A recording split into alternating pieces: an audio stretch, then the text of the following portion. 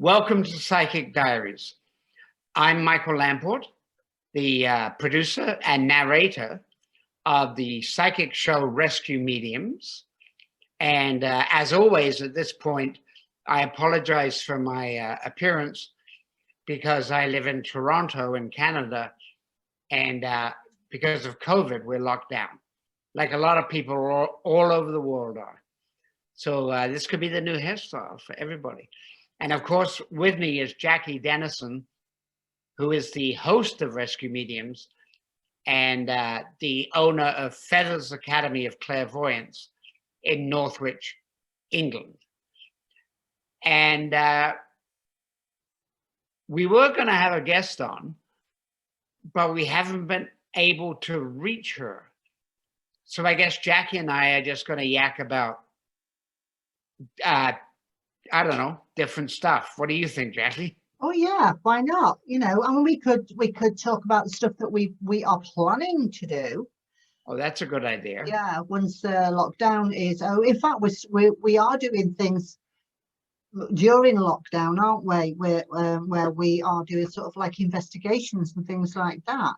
And that's true. Yeah, so it's a different kind. And we're doing shows like this. Yeah. During the lockdown. Yeah. Which I think is interesting, and I hope the audience thinks it's interesting too. Yeah. But yeah, I mean, in the future, we have many plans, which include visiting historical areas where there is ghost activity, not just houses. Yeah. And working with other mediums around the world that will work with Jackie and see what goes on. Yeah. Yeah. And that'll be really interesting because, you know, if say we were working in Gettysburg, you know, and physically I couldn't be there and physically you couldn't be there, but, you know, we've got a medium there who is able to go there and give thoughts, you know, that they're picking up, what they're picking up from that. So, you know, it's a different kind of interview, isn't it? It would be a different way of working. So I know we're sort of looking at developing that. And we're already in talks with one or two people about that. So I'm looking forward to that. I always like working with like-minded people anyway. You know, so it's nice when you're working on your own, when you're working mediumistically on your own. Of course, you're not on your own anyway, because you've got lots of spirit friends there that want to talk to you. But when you've got somebody else that you can sort of say, well, I'm getting this, and then somebody, well, I'm getting this. You know, that it's interesting in that way. That it's like when I'm working with Alison, we sometimes come in from completely different angles, but we always are able to come together to get the story.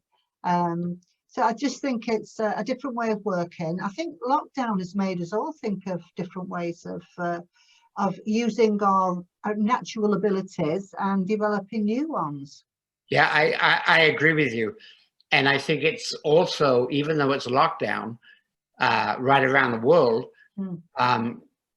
it's made us, I think it's made us more communicative with other people, which is odd because, you know, usually you go into your house and you go like, I don't want to talk to anybody. But now we're in our house and we want to talk to people. But you brought up Gettysburg, which is really interesting because from Toronto, it's actually not that far. I think it's about an hour and a half, 2-hour drive. Oh. And the history, as most people know, I believe, is vast in Gettysburg. I mean, it was one of the last major battles, and I cannot imagine how many souls are still on the battlefield. Oh my gosh, yeah, any battlefield really. You know, I'm apprehensive about going to places like that because I am sensitive anyway to energy. it's not just the spirits who have passed on there from there, it's those who survived but have left a little bit of their memory there, if you see what I mean. You know how you think of something really bad, it takes you back to that spot. Yeah. And yeah, I always wonder about things like that. You know, if you think about something, if you go back to that, is your energy then back in that place at that moment? Because we measure time by, what time is it now? We measure time like that by the sunlight, but time really is quite it stretches, and there's no time in spirit.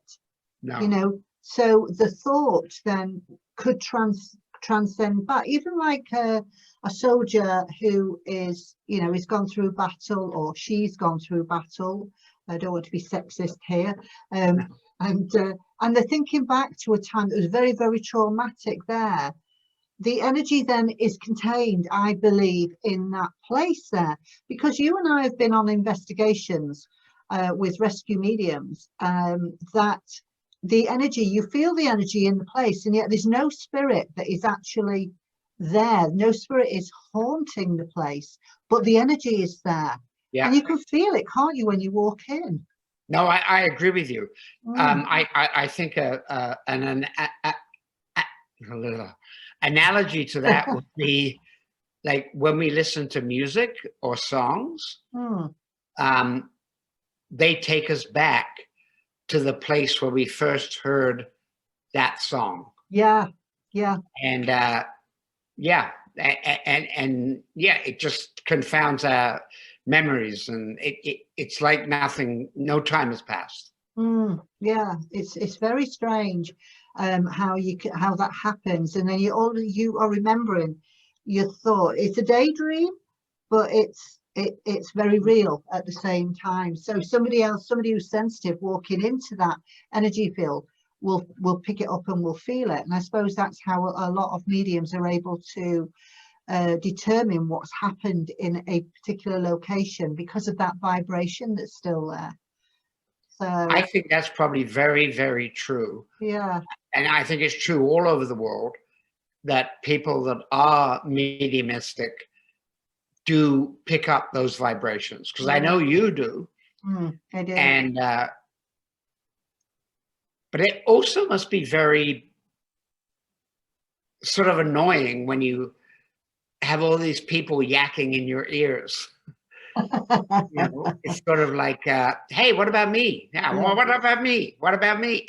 Do you know what? That is absolutely right. When you go to a place where there is a lot of activity, it can be just like that, where everybody's vying for attention. So yeah, it's like, let's just form an orderly line, shall we?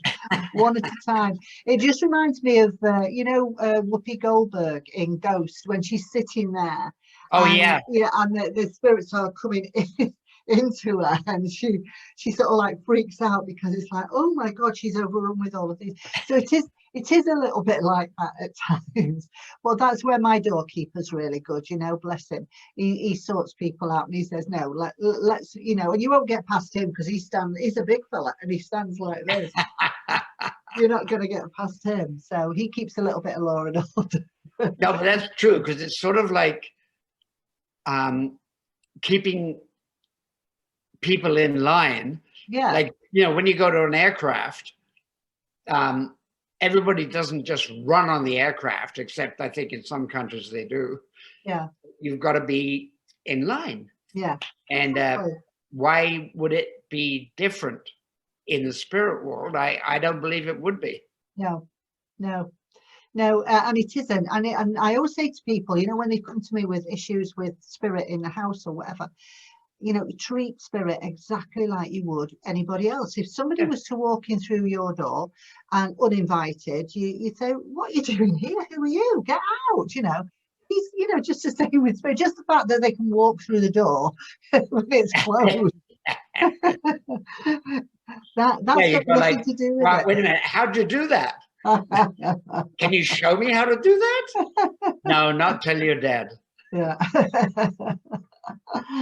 Oh gosh, I know we laugh about it, but we have had some on our travels. We've had some very sort of heavy, sort of scary moments, but we've had some laughs. We've had a lot of laughs along Oh the yeah, way. Do you remember when we were at Church? Was it Churchill? No, it wasn't Churchill. It was Wolf Island yeah. with the priest. And, Oh yeah. and all I could do, what is that smell? I could smell something. And Christine said, oh, so we've got a stinky ghost there. Yes, I do remember that. And, just certain things like that stand out in your mind as a light and shade with what we do. You've got to have a laugh with the kind of work we do. You've got to laugh about it, but at the same time, we treat it very seriously as well, obviously, Yeah, but with respect. Yeah, you do have to have a sense of humor. yeah, And you mentioned Wolf Island, yeah, and I think I said this before on this show. Rod, who was the owner of the house, mm, and he used to be an ex-biker from Quebec yeah, in Canada, and he was not a believer in anything. But when you and Christine and I and everybody left, he phoned me a couple of days later and said that he heard this glass shattering. So he went around his whole house yeah, and couldn't find anything. And I mm, think you had predicted yeah, something like that. yeah, yeah, yeah. And he couldn't explain that at all, could Nope, he? Yeah, because he nope. was a non-believer, but I think he believed in Oh, he the believes now. yeah, And also, it's good to have him on your side yeah, because he's a big, tough biker. yeah. They were nice people. They They were were. really, really nice people. Yeah, and I think one of the other things that really sort of sticks out for me as enjoyable are the arrivals that you used to cook up for us. Some of the arrivals were quite hilarious. Yes. Really. I mean, riding a camel. Who'd have thought about riding a camel through the No, street? no. Like, why would you ride a camel Why would you do in that? a small town in Yeah, Ontario, Canada? I know. That's weird. Yeah, If we were in Morocco, yeah, yeah, yeah, okay, I get it. But yeah, in Bowmanville, yeah. Oh, yeah, but it was good fun, and I think it adds to to rescue mediums. It adds to the balance of things. yes, Yeah, because that's very important, as you and I have spoken about many times, yeah, is the seriousness of rescue mediums and helping spirit into the light, mm, balancing that seriousness with a little bit of humor yeah, at front and the back, yeah, and is so important. yeah, yeah, definitely. Yeah, I mean that's what they see. That's normal. That's who we are. I mean, you're a very funny guy. You could. I've never known anybody sort of pull jokes out like you do, but you do. You have them right there. You can think of these things just like that. And so, of course, the puns are always down to you, and the arrivals and the departures, and the cheers are always down to you. And that's what makes it work, because it is, you've got that lightness there with that. But no matter what we do, that's who we are. We're real people. You're real, I'm real, Alison's real. We're all real people that are doing a job that we love to do. We're not acting. We're not. This is what we do. And so I think going as we move forward, looking into the stuff that you and I have got planned for the future. And other things. Obviously, we're doing Rescue Mediums behind the scenes with Alison and Edna. It's hosted by Sandy Duncan, and I'm really enjoying doing that, where we talk about everything there. And then you and I have got other stuff planned, but again, we bring the humour into something that is a serious subject, you know, or so Yeah. like Gettysburg, we've just been talking about, going to places like that, battlefields and places that have had a lot of trauma, but in a different way. Because if you think of, you know, when we're born, we go through life, and we experience so many different things as we go through, like COVID. Like now everybody's having to deal with the COVID situation. So in years to come, looking back, how are we going to reflect on that? You know, what has changed us, or how we think about things? All of these things that are vibrations that are left. So Well, it's interesting that you say that, Jackie, because when you talk about humor, that is one way that we can, I think, that we can balance things. I mean, when we talk back about COVID, you know, I'll have a picture of my stupid hair. Like I think of Gettysburg or Juneau or Gold Beach yes, in D-Day. yeah, I am certain that the soldiers that went to both places had some jokes that they told each other, yeah, or did something sarcastic. yeah, So I think humor was always in the air, yeah, because I think that's what keeps you alive. yeah, yeah, yeah.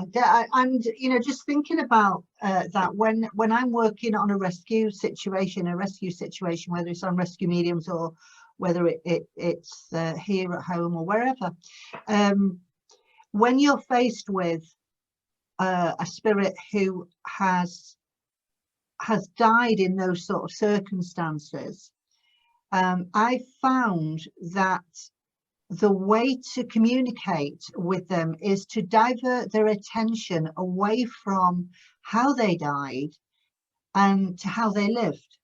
You know, let's change how we think about things. A bit like we do now, you know, it's like, let's think of the positive, let's not think of the negative. And that's how I work with spirit energy that is in that situation where they're trapped, is to, okay, let's think of what is the best thing that you remember, what really, you know, really made you happy, and we focus on that energy. Or someone that really made them happy, someone, you know, maybe you know, the day that he met his sweetheart, you know, or the day that his first child was born, or the day he got the puppy, you know, whatever it was. And I'm saying he in A Soldier Dying in Battle as an example, is let's think about. And that happened to me once, where I'd gone to do an investigation, and the chap there had, I was with Steve Furlong, and the chap there had died on he'd stepped on a landmine, and, you know, I know. So, but what he was doing, he'd gone back to the girl that he was engaged with at the time that he died. He went back to her, and he was actually haunting her in her house. Well, she'd obviously moved on, and she'd married someone else, and an older lady now, because, you know, we're talking the Second World War. But he was like, he didn't want her to be with anybody else. He wanted her to be with him, but he was seeing her as the young girl that she was when he met her, you know. So what we had to do with that situation, because he was being quite peevish with the you know, with the guy that she was married to, we had to sort of take him back to that happy time of being with her, and just taking the love that she had for him right there and then. And we got in the finish, we brought his mother through, and we had to take him back before that, to a time before he met her, as the happiest memory. I think he was, I think he'd got a train or something that his dad had made for him, something like that. But we had to get that memory there, being with his mum and his dad and having this. but also retaining that love that he felt for, you know, the girl that he was engaged to. That helped him to heal when he'd gone over. So, but it was quite traumatic, you know, because all he kept doing was he was thinking about her as he died. Oh God. Yeah. I mean, but it's great that you can get those feelings out, because we're talking about humor. I mean, you can't really come up to a spirit and do a joke because they might not get it. Like you come up to a spirit and say, you know what? I can see right through you. But I don't think they'd find it funny. Or you could say, you know, do you know what I do for a living? I'm a ghostwriter.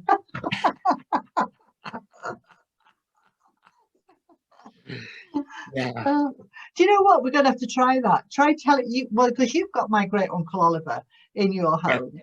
You know, try telling Uncle Oliver a joke and see if he gets it.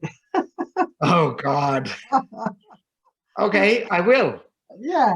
See what his reaction is. I actually will. And if his reaction is very negative, yeah, I'll let you know. But I don't think it will be, because well, if all your cupboard doors start opening and closing again, you know he's not impressed. Oh yeah, I'll be like, oh my God, sorry, wrong punchline. Oliver never before has a ghost wanted more. I know. Oh dear. Oh my gosh. Oh, do you know what? I've just had a sudden, I love it when spirit do this to me. They make me see things that are not really there. So what I've just seen is an image of, do you remember that ventriloquist dummy in Dartmouth? Yeah. Oh my goodness, that was pretty scary.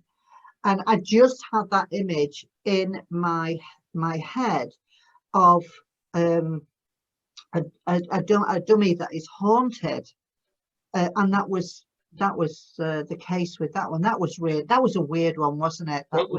She had several. She did. Dummies, sort of thing. Yeah. Yeah. It was a weird one. And I think she got it from PEI, hadn't she? And it had belonged to an entertainer, and it was the entertainer that was attached to the dummy. Yep. That's absolutely correct. Was it Tommy Tucker, Talking Doll, or something like that? It's something like that. Anyway, well, I think that's one of the weirder ones that we've done. Well, I think everybody is. No, I shouldn't say everybody. I know I am sort of scared of dolls or clowns or things like that. I mean, they terrify me. And that show was very, very frightening to me. It was, but you know what is making me smile about it, and it was frightening, but what's making me smile is the chairs that we did a chairs on the ferry, and you had us looking away, so you could only see the back of our heads, and we're talking to each other, and then we turn around and we've actually got it's drawn on our faces here, like we talk like that. Got the gear. No, I remember that very much. You drew on us. Like you're going like